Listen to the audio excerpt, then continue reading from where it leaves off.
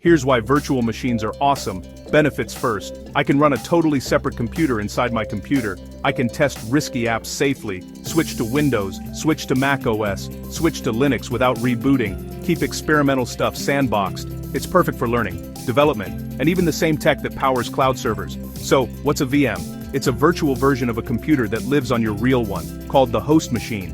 VMware, VirtualBox, Hyper-V, create a guest system. Inside the guest I install an OS, Windows, Linux, just like a real PC. Here's the flow.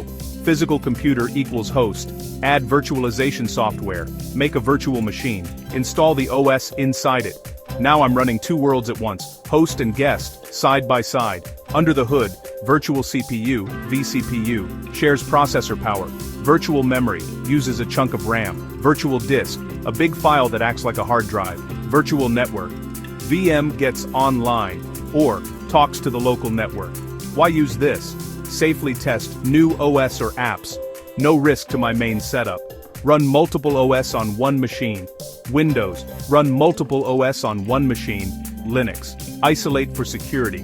Sandbox experiments or untrusted files. Power cloud computing. Servers are often just VMs at scale. Build and train software. Spin up clean environments fast. Quick example. Windows laptop. Install Oracle VirtualBox. Create a VM. Install Ubuntu Linux inside it. Use Linux apps while Windows apps stay open. Copy. Paste.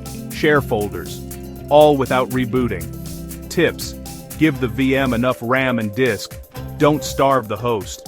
Turn on hardware virtualization in BIOS for speed. Snapshots. Take one before big changes so you can roll back instantly. That's a virtual machine in a nutshell. Flexible, safe, and practical. If I need versatility on a single computer, this is my go-to move.